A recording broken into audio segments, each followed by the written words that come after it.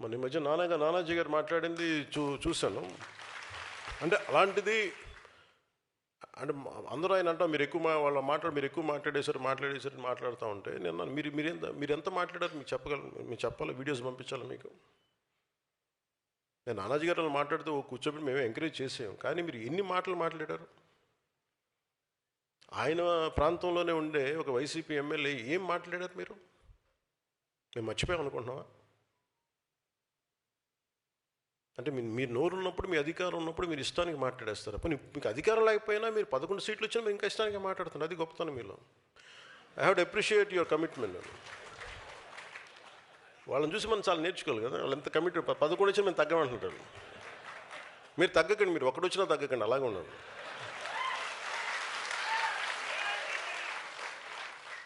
మీరు ఒకటి వచ్చినా తగ్గదు, అలా బలంగా ఉండండి. మిమ్మల్ని తగ్గమని ఎవడు చెప్పాడు? మీరు కరిగిపోండి, అయినా కానీ తగ్గకండి. అంటే ఎక్కడ ఎమోషనల్గా నేను కూర్చోబెండి. పొలిటికల్ ప్రాసెస్లో కొన్ని భావాలను చెప్తాం, పాలసీల గురించి మాట్లాడతాం. వాళ్ళ వైసీపీ నాయకుడిని తగ్గించాలని ఎందుకు అనుకుంటాను? మీరు ఇష్టారాజ్యంగా మాట్లాడేసి,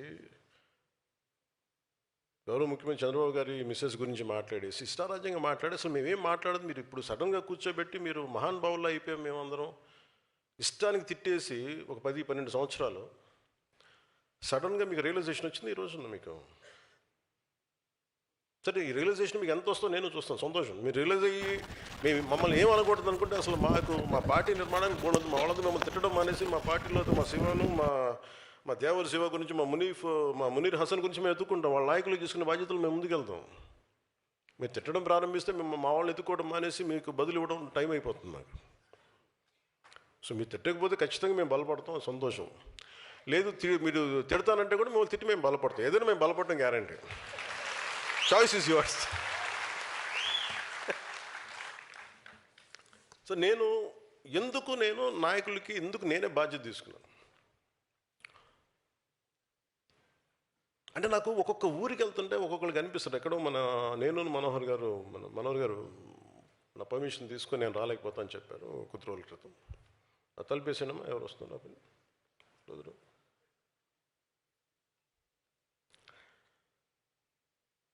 ఒక హుద్హుద్ తుఫాన్ అప్పుడు మేము వెళ్తూ ఉంటే మన శ్రీకాకుళంలో ఒక అబ్బాయి 22-23 ఉంటాయి. మాకు 10 కేజీలు బియ్యం కాదన్నా 10 సంవత్సరాల భవిష్యత్తు కావాలి. అంటే యువత తాలూకు కోపాలు, యువత తాలూకు వాళ్ళు ఏం అడుగుతున్నారు? జీవనం అడుగుతున్నారు. కేవలం మనం ఉచితాలు అడగట్లే యువత. ఉచితాలు ఎవరికి కావాలి? నిజంగా నిస్సహాయ పరిస్థితిలో ఉన్న వ్యక్తుల సమాజానికి ఉచితాలు కావాలి, ఖచ్చితంగా కావాలి. అలాంటి స్కీమ్స్ ఉండాలి. లేదంటే మనకి దివ్యాంగులకి పెన్షన్స్ పెరగాలంటే 5,000 కాదు, 4,000 కాదు, మనం 10,000 పెంచాం మన ప్రభుత్వం వచ్చాక. ఇలాంటివన్నీ ఉండాలి. ఎప్పుడు వెల్ఫేర్ స్కీమ్స్కి జనసేన ఎప్పుడు వ్యతిరేకం కాదు, ఉండాలి. కానీ వెల్ఫేర్ స్కీమ్స్ మీదే మనం ప్రభుత్వాన్ని నడిపేస్తాం, ఓట్లు వస్తాయంటే దాని మీద ఓట్లు పడవు అని అనడానికి క్లాసిక్ ఎగ్జాంపుల్ వైసీపీ. మేము బటన్ నొక్కేస్తాం, మీకు వెల్ఫేర్ స్కీమ్స్ పడతాయి, మీకు డబ్బులు వచ్చేస్తాయి అంటే కరెక్టే. హాస్పిటల్స్ ఇన్ఫ్రాస్ట్రక్చర్ వదిలేశారు మీరు. బటన్ నొక్కామని డబ్బులు పడ్డాయి అంటారు, కరెక్టే. మీరు హాస్పిటల్ ఇన్ఫ్రాస్ట్రక్చర్ వదిలేశారు. గవర్నమెంట్ హాస్పిటల్స్ ఎక్కడున్నాయి ఇప్పుడు అంత అద్భుతంగా? ఇప్పుడు తపన పెడతా ఉన్నాం ఎన్డీఏ ప్రభుత్వం వచ్చాక. ఎన్ని గవర్నమెంట్ హాస్పిటల్స్కి వెళ్తే క్వాలిటీ అత్యంత అద్భుతంగా ఉంటుంది. వై షుడ్ గో టు మనం ఎందుకు ప్రైవేట్ హాస్పిటల్స్కి వెళ్ళగలిగే పరిస్థితులు ఎందుకు ఉండాలి? మన గవర్నమెంట్ హాస్పిటల్స్ కూడా బాగుండాలి కదా. తమిళనాడులో బాగుంటాయి, పాండిచ్చేరిలో కానీ.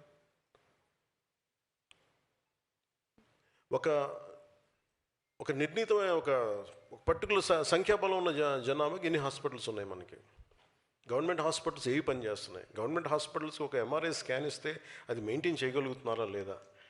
డాక్టర్స్కి జీతాలు పెంచే పరిస్థితులు ఏదైనా ఉన్నాయా? ఎందుకు గవర్నమెంట్ హాస్పిటల్స్ వదిలేసి ప్రైవేట్ హాస్పిటల్స్కి వెళ్తున్నారంటే జీతాలు పెరగవు. అసలు దాని మీద గత ప్రభుత్వం ఏదైనా ఆలోచించిందా? నేను కొన్ని క్యాబినెట్లు కావచ్చు, కొన్ని ప్రత్యేకించి కావచ్చు, నేను మన పార్టీ తరపు నుంచి కావచ్చు, నేను కోరుకుంటుంది వ్యవస్థలు బలోపేతం కావాలని.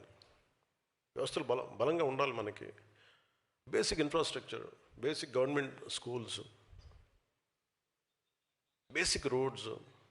ఎంతసేపు మేము మీకు బటన్ నొక్కేసాం, మీకు డబ్బులు వచ్చేసాం, రోడ్లు ఎవరు వేశారు ఈ రోజున చెప్పండి? అంటే మీరు 70 సంవత్సరాలు టైంలో కూడా పడని రోడ్లు ఎందుకు పడ్డాయి? Because infrastructure is very important.